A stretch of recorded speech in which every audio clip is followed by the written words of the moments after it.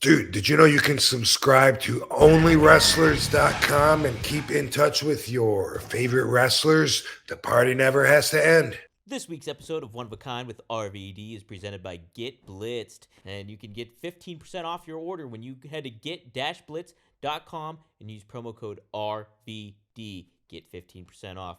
One of a Kind with Rob Van Dam is recorded in front of a live studio audience. It was like, man, you got any weed to smoke? And then we got along really well after that.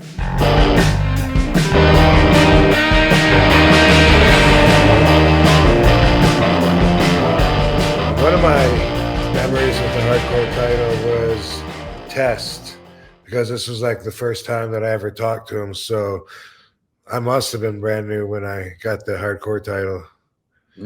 Yeah, but anyway, I just remember So before the match, Tess says, hey, just because it's hardcore doesn't mean we got to do all that. Doesn't mean you have to. It just means you can do it. So we could just keep it in the ring instead of doing all that crazy shit. You know, I was like, well, sorry you feel that way. I mean, this is how I stand out. You know, that's what makes me special. You know, I got to do at least like one thing. You know, let me just do a moonsault off the guardrail. You know, no one else is doing that shit. And he was like, oh, man, let me just, we went back and forth. Okay, easy. It's easy. Just a moonsault off the guardrail. Boom, that makes it hardcore. That makes it extreme to me. We're outside the ring during the match, and boom, I'm up on the guardrail, and I go to flip backwards, and when I arch back, he's like, I don't know if he's too close or what, but he's standing to catch me, and our heads went bam, and it was so fucking stiff. Crack. It was like so hard.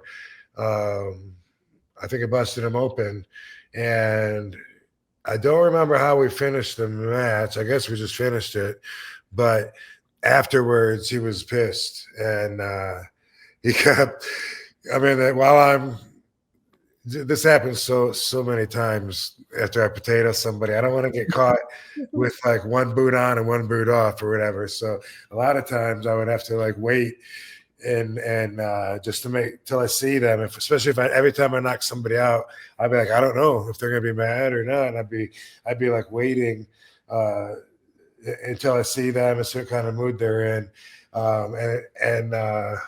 This was one of those too where I'm taking my tape off, and then he would like just come through the dress. It was like a walkthrough kind of dress room. He'd come through, fuck, huffing and puffing. He'd come through, and so I'm like feeling that energy, and I'm like, okay, and I like go ahead and take the other tape off. He'd come back through again, fuck, and he, boom, and he would just like walk through, and then one time he goes, fuck, somebody roll me a joint. Which this is the first day I'm even, talking with this guy, you know what I mean? Yeah. So I'm thinking, okay, that was probably directed towards me. I think he's talking about somebody here. But what's he saying though? Is he bullying me into it? Is he saying I owe him, like what? And he came back through again, and I said, hey, I said, hey, dude, you heard me say I'm sorry, right?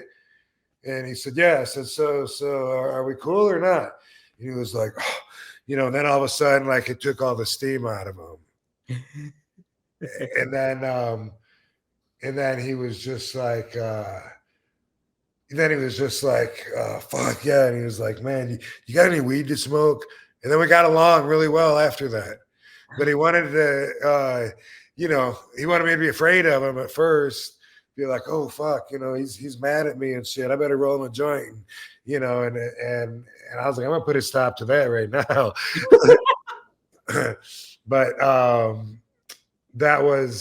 that's a memory that'll be with me forever on Test, and with my having fun with my hardcore title defense. Yeah. Yeah, our heads hit so hard that, like it was like, is he still going to be conscious or not? Because it was hard enough to where some people would be sleeping. It happens sometimes. I did that with Ric Flair one time too, like doing a helo over the top rope, and somehow, and him and Shelton Benjamin, it was like a 3-way kind of match. Oh, and somehow I'm doing this dive out to the floor, helo thing, and somehow me and Ric Flair's heads went bam, and I thought the same thing. I thought, okay, that was definitely hard enough to knock somebody out, and let me. After I quit rolling and could recover, I looked to see if Flair was going to be sleeping or not. He wasn't. He was fine. That's when I was like, all right, he's definitely not a pussy. That was a really hard headshot. Dang. Oh my gosh. Yeah, those moments, like I would think connecting heads has to be one of the worst parts of the job. Like that part of that aspect. Doesn't happen often. It takes, it takes a mismatch, obviously, of people being in the right position for each other. But yeah, I don't know. Sometimes it does happen. But yeah, I loved working with Tess, though. We had a lot of really good matches, and he used to complain that I was really stiff, and then after a while, he just got used to it. And that's what he told me too. Especially like when I would catch his foot, because he's so tall. If I would catch his foot and want to do the step over kick that I do, that Kaylani does kind of now. Yeah. When they're taller, then I got to like jump more into it, and then that might cause me to to put more into it, to kick harder, basically.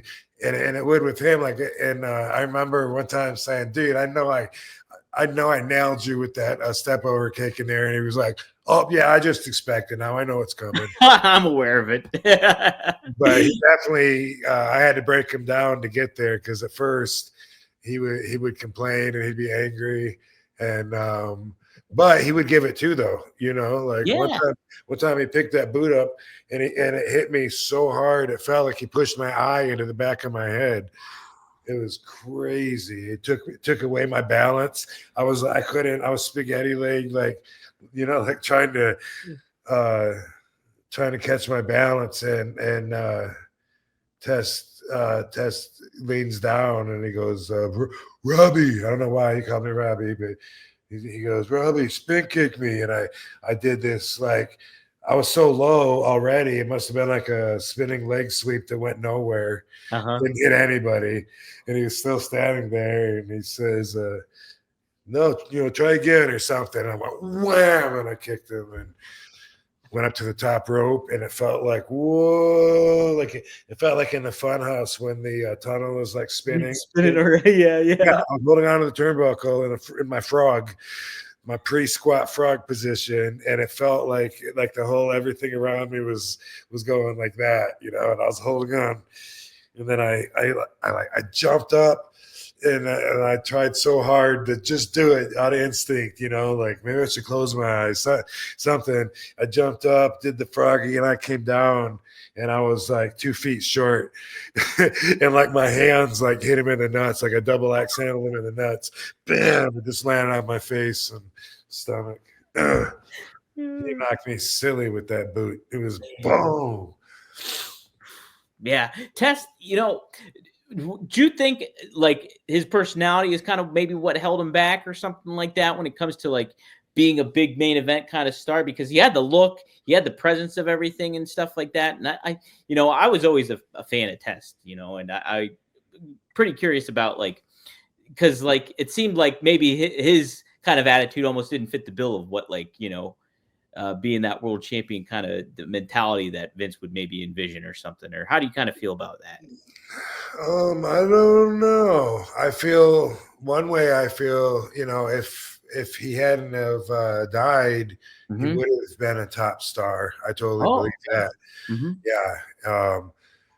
And I think as far as the backstage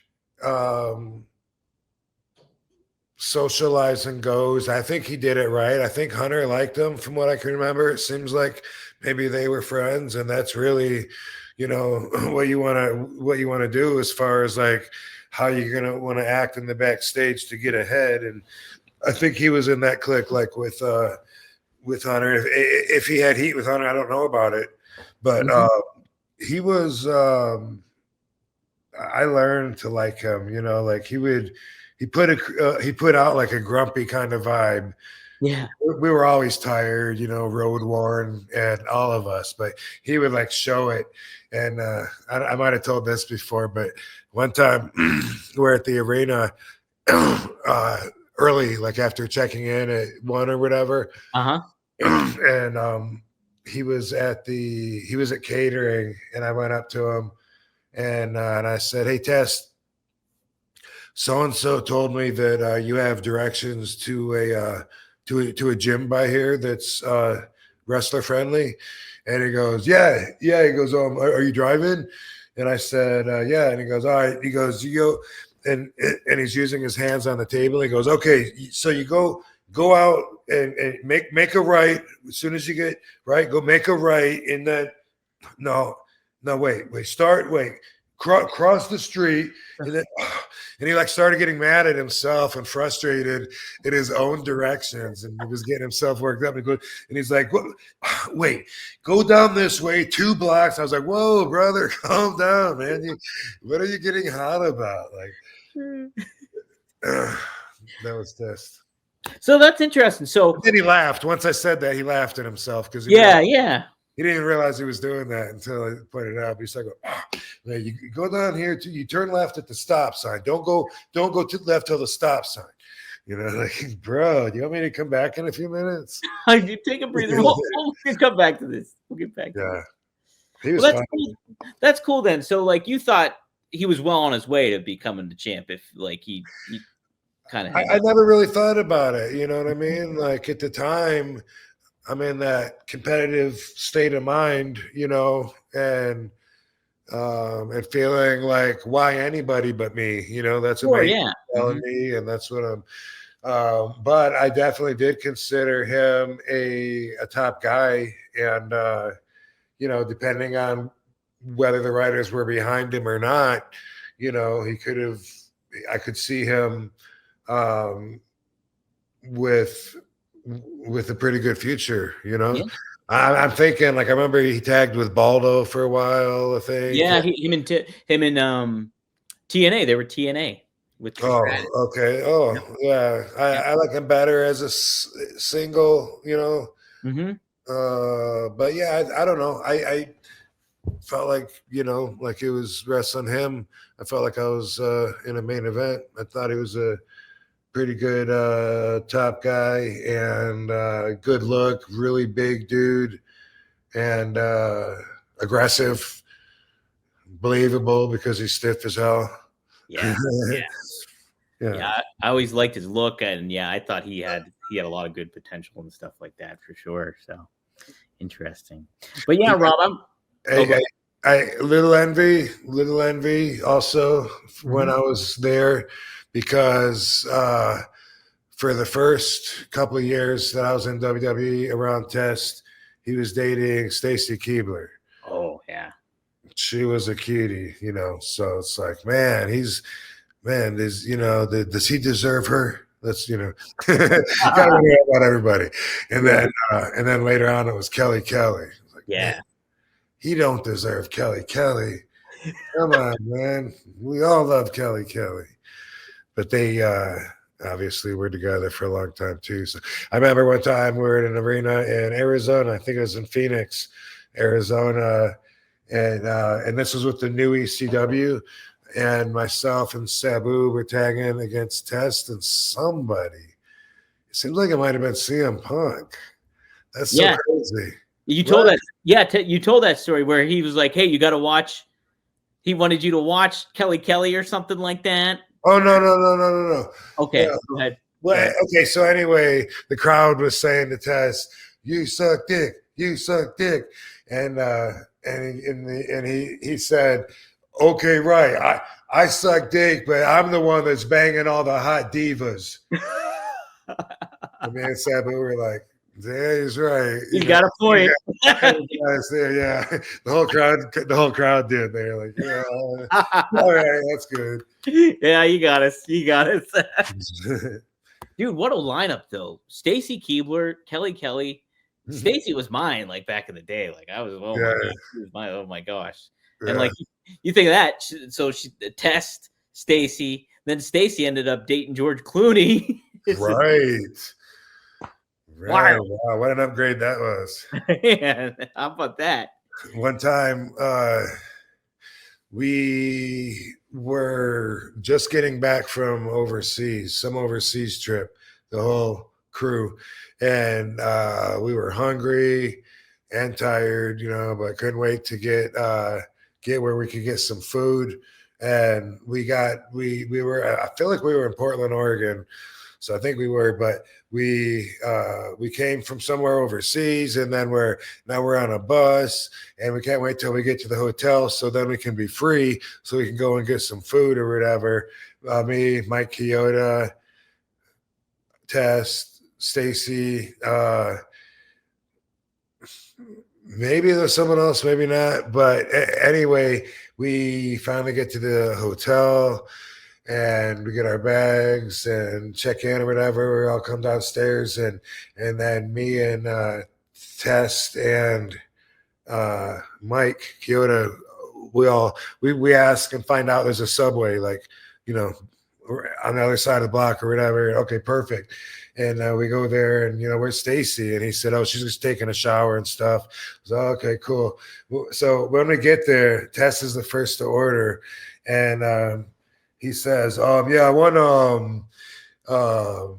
turkey, 12-inch turkey double meat. Make that 2 of them. And I said, oh, that's cool. You're getting Stacy one too? And he goes, oh, I probably should, huh? He's like, wait, make that 3. And I was just like, man. What is she seeing you? Some guys have all the luck. What the heck? He never even thought about it. And we were all talking about how hungry we were. Oh, I guess I probably should. Yeah. Jeez, at least a Subway cookie or something. I know I had so many test stories. Man, that's I great. guess I got a lot. Man, that's awesome. He was always fun to play on the video games too. I'll say that. And he had great action figures.